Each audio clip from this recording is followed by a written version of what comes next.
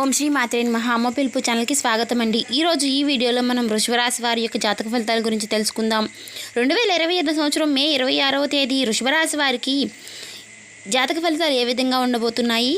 వీరికి అద్భుతం జరగబోతుంది. వీరి దశ తిరగనుంది. వీరు కలలో కూడా ఊహించిన విధంగా మీ దుఃఖం దూరం అవ్వబోతుంది.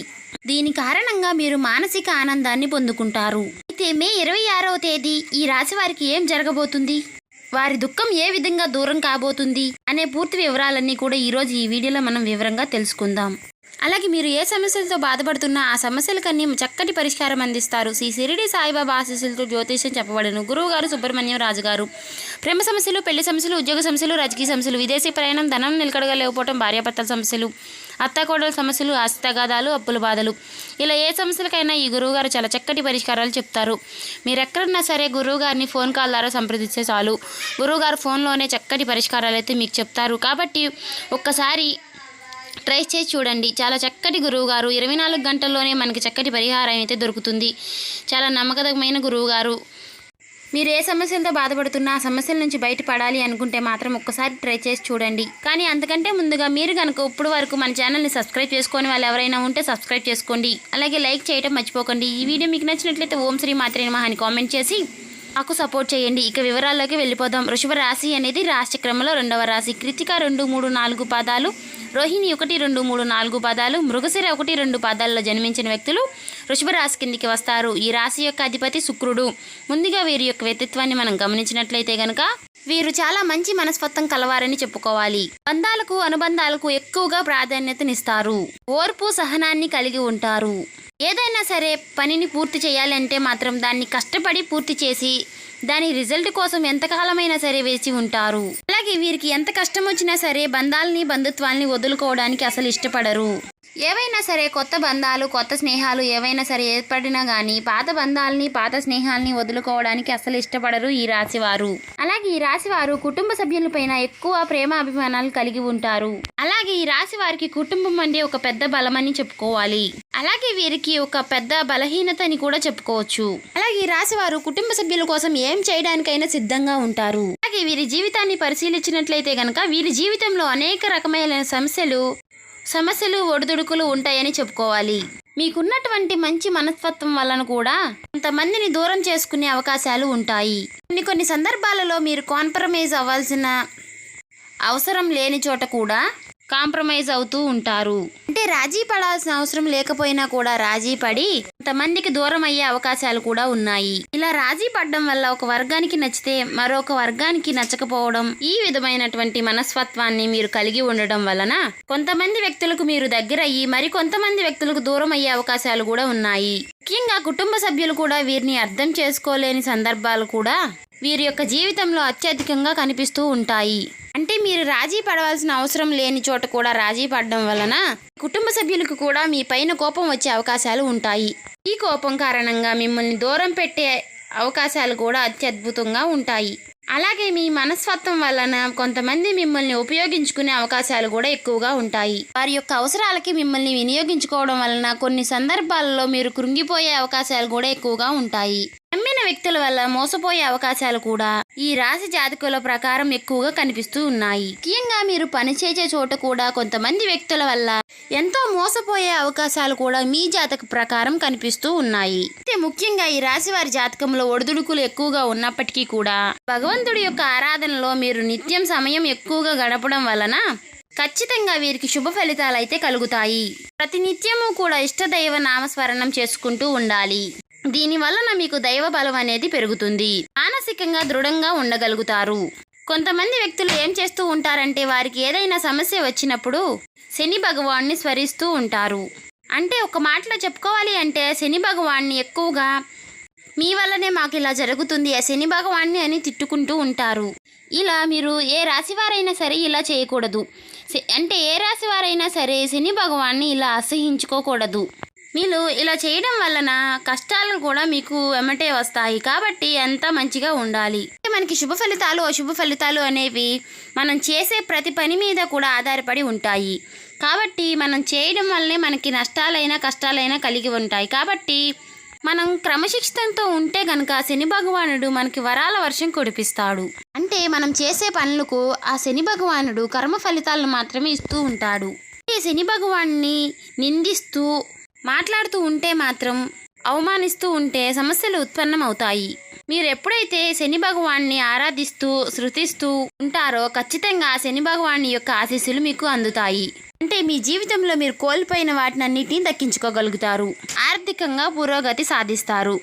ఖచ్చితంగా మీ జీవితంలో మునుపెన్నడూ లేని శుభ ఫలితాలను చూస్తారు. చక్కటి పురోగతి సాధించుకోగలుగుతారు. మీ జీవితంలో మునుపెన్నడూ లేనటువంటి శుభ ఫలితాలను దక్కించుకుంటారు. అలాగే మీరు మీ జీవితంలో దాన ధర్మాలు చేయడం వల్ల కూడా అపారమైనటువంటి పుణ్య ఫలితాన్ని దక్కించుకుంటారు. అంటే మీ యొక్క మనస్తత్వం ఇతరులకి సహాయం చేసే గుణమే కాబట్టి మీరు ఈ విధంగా సహాయం చేయడానికి వెనకంజ వేయకుండా మీ శక్తి మేరకు దాన ధర్మాలు చేయండి. అంటే మీరు అప్పులు చేసి దాన ధర్మాలు చేయాల్సిన అవసరం లేదండి.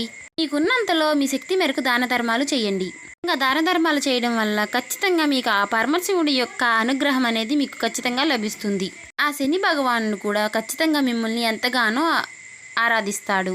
జీవితంలో ఉన్నటువంటి ప్రతి సమస్యకు కూడా ఖచ్చితంగా పరిష్కారాన్ని చూపిస్తాడు.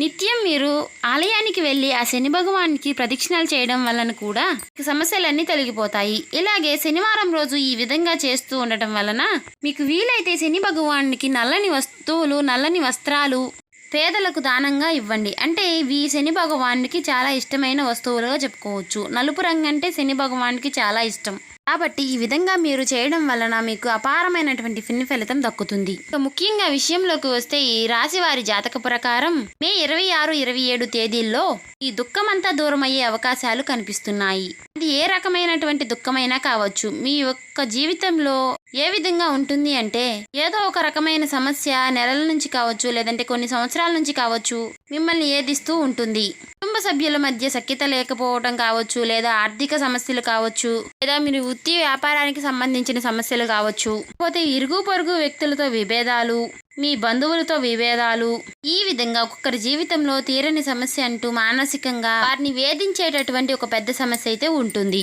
ఆ సమస్యలకి చెక్ పెట్టి ఆ సమస్యల నుంచి దూరం చేసుకునే అవకాశాలు కనిపిస్తున్నాయి.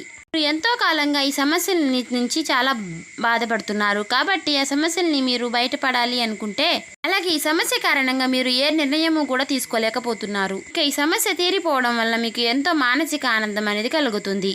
మే నెల 26వ తారీఖు మీ జీవితంలో ఏం కనిపిస్తుంది అంటే, చాలా కాలంగా మిమ్మల్ని ఏదిస్తున్నటువంటి ఒక పెద్ద సమస్యకి పరిష్కారం లభించవచ్చు. ఆర్థిక సమస్యలు తీరిపోవచ్చు. అలాగే అప్పులు చేసి కట్టలేని పరిస్థితిలో మీరు ఉన్నట్లయితే ఆ అప్పులన్నీ కూడా ఈ సమయంలో తీరిపోబోతున్నాయి. ఆ అప్పులన్నీ కూడా కట్టడానికి మీకు ఒక మార్గం కనిపిస్తుంది.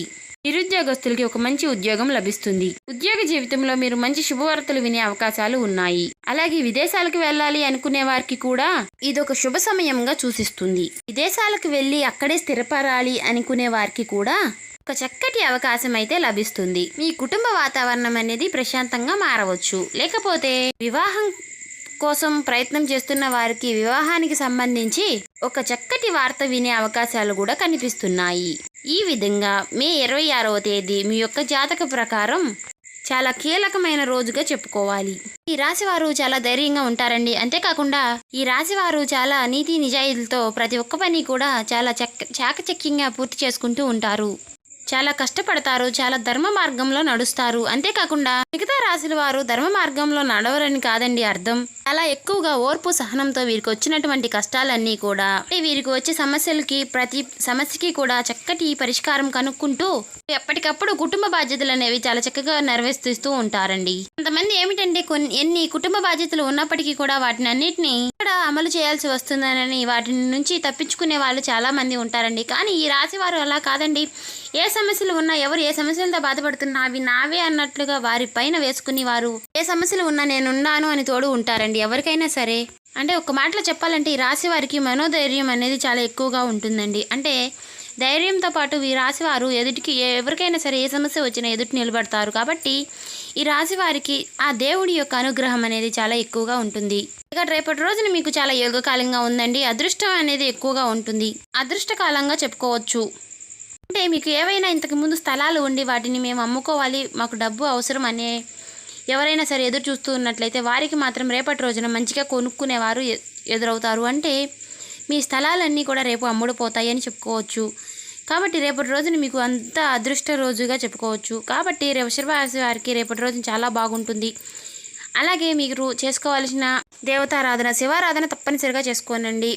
శని భగవాన్ని పూజించండి. మీకు వీలైతే ప్రతి శనివారము కూడా శివాలయానికి వెళ్ళి ఆ శని భగవాన్ని చుట్టూ 11 ప్రదక్షిణాలు చేయండి. మీకు చాలా మంచి జరుగుతుంది. వీలైతే మీకు నల్ల వస్తువులు పేదలకు దాన ధర్మాలు చేయండి. ఆ శివునికి అభిషేకం చేయించుకోండి. మీకు వీలైనంత సమయంలో శివుణ్ణి ఓం నమః శివాయ అనే మంత్రాన్ని జపిస్తూ ఉండండి. చాలా మంచి జరుగుతుంది. చూసారు కదండి, ఈ వీడియో మీకు నచ్చినట్లయితే ఓం శ్రీ మాత్రే మహా అని కామెంట్ చేయండి.